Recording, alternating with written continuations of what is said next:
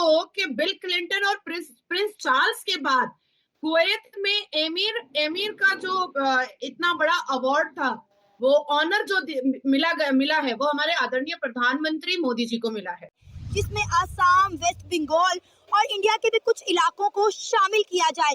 पिछले दिनों बांग्लादेश की जानिब से दी ग्रेटर बांग्लादेश का नक्शा भी जारी किया गया। बांग्लादेश इंडिया को धमकियां भी लगाता रहा है कि बांग्लादेश इतनी ताकत रखता है कि 4 दिन के अंदर अंदर कोलकाता पर कब्जा भी कर सकता। अगर वो विजिट कर रहे तो इससे साफ जाहिर होता है कि पाकिस्तान की जो फॉरेन पॉलिसी है वो इस तरह होनी चाहिए कि हम उसको डिफेंड करें। अच्छा। डिफेंड किस तरह करेंगे? डिफेंड लीडरशिप से होती है। क्या? नमस्कार दोस्तों, आशा करता हूं कि आप लोग अच्छे एवं मस्त होंगे। इस वीडियो का टॉपिक है कि भारत के प्रधानमंत्री नरेंद्र मोदी को कुवैत सरकार ने अमीर अवार्ड देकर के किया सम्मानित, तथा इधर बांग्लादेश सरकार ने ग्रेट बांग्लादेश बनाने का किया प्रयास और उस नक्शे में भारत के कई इलाकों को भी सम्मिलित किया है। इसे देख करके पाकिस्तानी जनता, वहाँ की अवाम, कुछ पाकिस्तानियों तथा वहाँ के बांग्लादेश सरकार के बारे में कुछ सोच रहे हैं। आइए वीडियो को देखते हैं। हमारे भारत के प्रधानमंत्री जितने भी आए हैं और गए हैं, उनमें से 43 साल के बाद किसी ने कुवैत का विजिट किया और बहुत ही वैल्यूएबल विजिट रहा, बहुत ही सीरियस विजिट रहा और बहुत ही महत्वपूर्ण विजिट रहा। और सबसे अच्छी चीज मुझे ये लगी कि मुस्लिम कंट्रीज में जिस हिसाब से मोदी के नारे लगे, हमारे भारत के तिरंगे झंडे को, हमारे तिरंगे झंडे को लहराया गया और वहां पर जितने भी लोग थे जो मुस्लिम थे, ज्यादा क्वांटिटी जो थी, ज्यादा भीड़ जो थी वो मुसलमानों की थी, उन्होंने भी भारत माता के जय के नारे लगाए और मोदी के नारे लगाए। अब आपका कहना है कि रामायण और महाभारता की किताब इनॉग्रेट की गई है जी, और आमंत्रित करते वक्त ये येलो तो आप पर लग रहा है। मतलब मुझे तो ये था कि ये जोन सा ना वो भगवा कलर है, मेरे ख्याल से ये था, लेकिन अभी ये प्रेस नहीं है। दोनों पहनो दोनों। अभी ये प्रेस नहीं है, ऐसा करते हैं ऐसे पहन लेते हैं हम। मतलब तो आपने बहुत इंपॉर्टेंट बात कही कि फतवा क्यों नहीं लगा। देखिए, पाकिस्तान, बांग्लादेश और भारत के मुसलमानों को मैं बिल्कुल जोड़ ही नहीं रही। जो मुस्लिम देश है उनको समझ में आ चुका है कि अगर उनको अपने मुस्लिम देश में सभ्यता लानी है, संस्कार लाना है और क्राइम रेट को घटाना है और रिफॉर्म होना है, एडुकेट होना है, तो सनातन धर्म ही एक धर्म है जो उनको इंसान बनाने पर मजबूर कर देगा और इंसान बनने पर मजबूर कर देगा। सनातनी जो होते हैं वो जो अध्याय श्रीमद् भगवत गीता में पढ़ते हैं, जो वो हनुमान चालीसा में पढ़ते हैं, जो वो रामायणा में पढ़ते हैं, जो वो महाभारता में पढ़ते हैं, और उसके बाद हमारे आदरणीय प्रधानमंत्री श्री नरेंद्र दामोदर दास मोदी जैसा व्यक्ति जन्म लेता है सनातन धर्म में। अब आप सोचिए कि हनुमान चालीसा में है, जय हनुमान ज्ञान गुण सागर। एक व्यक्ति के अंदर अगर ज्ञान होगा और गुण होगा, ज्ञान और गुण दोनों होगा और उसका सागर होगा, तो वो व्यक्ति आदरणीय प्रधानमंत्री जितना खूबसूरत तो होना ही होना है ना, होना ही होना है ना।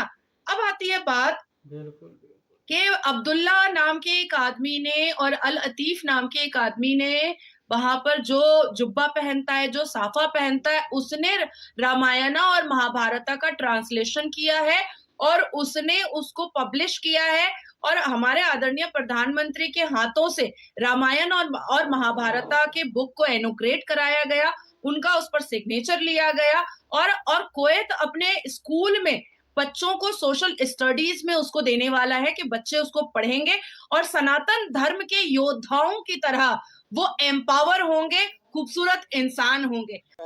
इनकी इकोनॉमी वो सारी खराब होगी, मुल्क के हालात खराब होगी। आपको पता है जब जंगें होती हैं तो मुल्क कहाँ पे जाता है? सारी चीजें पीछे चली जाती हैं। कितने इंडिया तो जंग चाहता नहीं है, ये बांग्लादेश जान के इंडिया के साथ पंगे ले रहा है। और देखिए, इंडिया ने भी चूड़ियां नहीं पहनी हुई, अगर बांग्लादेश इस तरह की कोई हरकत करेगा तो इंडिया भी उसका जवाब देगा। देखिए इंडिया जरूर जवाब देगा। हाँ। अब बांग्लादेश क्यों ये बातें कर रहा है? इस जो हमारी नजर में है ना, बांग्लादेश ये बताना चाह रहा है कि जी हम अब इस काबिल हैं कि हम लड़ाई कर सकते हैं। ठीक है, वो मतलब दुनिया दूसरे ममालिक को भी दिखाना चाह रहा है कि हमारे साथ, ये नहीं कि सिर्फ इंडिया। हाँ। वो ये बताना चाह रहा है, बेसिकली उनका पॉइंट क्या है, वो ये बताना चाह रहे हैं कि जी हम दूसरे मुल्कों के साथ भी लड़ सकते हैं। हाँ। इंडिया, हालांकि इंडिया लड़ाई के मामले में ठीक है, वो स्ट्रांग है, पावर में है, सर इंडिया का डिफेंस सिस्टम आप देखें पूरी दुनिया को हिला के रख सकता है, उनको ये आंखें इतना क्यों स्ट्रॉन्ग निकाल रहे है। हैं? उनको ये आंखें क्यों निकाल रहे हैं? इसीलिए देखें, अगर लड़ाई इंडिया के साथ इनकी होगी तो ऑब्वियसली सारे मुल्क देखेंगे। अब वो ये चाह रहे हैं कि बांग्लादेश वाले हमें मतलब लोग देखें, दूसरे मुल्कों वाले देखें। अगर हम इंडिया को आंखें दिखा सकते तो दूसरे मुल्कों वालों को ये पता हो कि हम अगर इंडिया के साथ लड़ सकते हैं तो आपके साथ भी लड़ सकते हैं। सर मजे की बात तो ये है कि दुनिया के सामने बांग्लादेश इंडिया को आंखें दिखा रहा है और दुनिया को ये जाहिर करता है कि भाई हम बांग्लादेशी इंडिया से नहीं डरते, और दूसरी तरफ आप देखें पर्दे के पीछे इंडिया को कह रहा है कि भाई हमें 50,000 टन चावल भी भेज दें। नहीं, ये चीज मैं आपको बताता हूँ, जो हकीकत बात है ना, जो हम समझते हैं, बांग्लादेश इस काबिल नहीं है कि अभी इंडिया के साथ लड़े। बांग्लादेश को हो क्या गया है? ये वही इंडिया है जिसने 1971 में बांग्लादेश को बड़ा सपोर्ट किया था। आज बांग्लादेश इतना मुखालिफ इंडिया के कैसे हो गया कि इंडिया को आंखें दिखा रहा और ये भी नहीं सोच रहा कि उसके सामने जो मुल्क है वो कितना ताकतवर है। जैसे इंडिया की इकॉनमी देखेंगे तो वो अब देखा जाए तो वो लार्जेस्ट इकॉनमी बन रही है, तो हमें इस चीज़ को भी डिनाई नहीं करना चाहिए।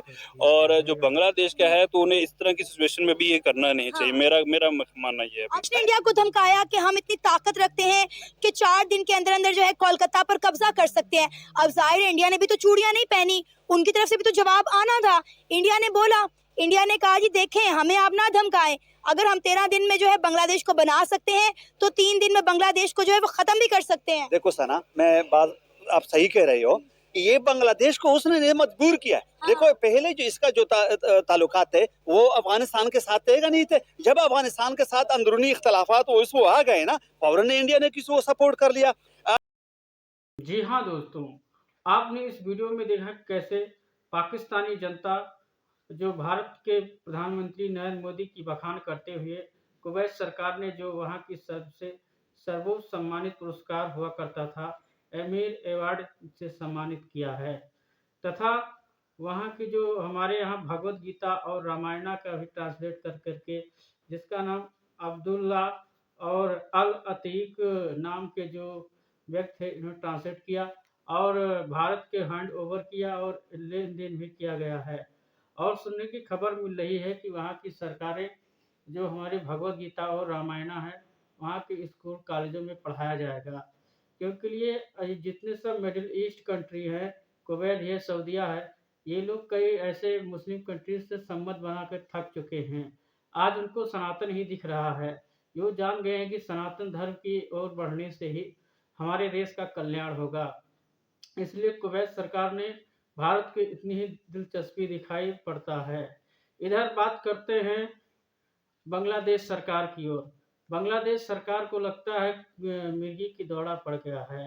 भारत से चावल लेंगे, भारत से आटा लेंगे, भारत से जो इंपोर्ट एक्सपोर्ट होता है, एक्सपोर्ट इंपोर्ट ज़्यादा करते हैं, और जो भारत की कार मैन्युफैक्चरिंग होता है उसके सारे पार्ट को बांग्लादेश सरकार लिया करती है।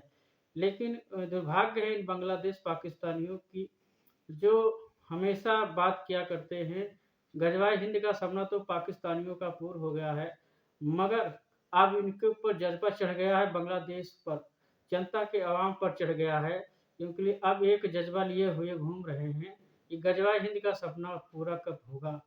क्योंकि वहाँ के जब से यूनिट सरकार आई है तब से वहाँ पे तख्ता पलट कर दिया गया है। लेकिन ये किस अहम में पड़े हुए हैं, जो वहाँ की अलबेली सरकार, नई नवेली सरकार है, यूनिस की सरकार, जो अंतरिम सरकार है, कई लोगों के सहमति से चल रही है, कब तक चलती रहेगी इसकी कोई गारंटी नहीं है। वहाँ की चरमराई अर्थव्यवस्था और कैसे लथपथ हो रही दिखाई पड़ रहा है। लेकिन जो भारत सरकार ने स्टैंड लिया है, और एक ऐसा स्टैंड लिया है कि यूनिस सरकार के ऐसे गलतनामे बयान को सुन कर भारत सरकार ने जो बांग्लादेश को हमेशा सहयोग प्रदान किया करता था वो सहयोग देना भी बंद कर दिया है। क्योंकि 50 टन चावल की मांग किया था बांग्लादेश सरकार ने, लेकिन 1000 टन जो भारत सरकार ने थी उसे अफ्रीका देश में उसे ट्रांसपोर्ट कर दिया है। लेकिन बात करते हैं बांग्लादेश सरकार एक नक्शा पारित किया था और एक ग्रेट बांग्लादेश बनाने की कोशिश कर रही है। उसमें भारत के कई इलाकों को भी दिखाया गया है, असम के इलाकों को दिखाया गया है, और जो बंगला है उसके भी इलाकों को दिखाया गया है मैप में।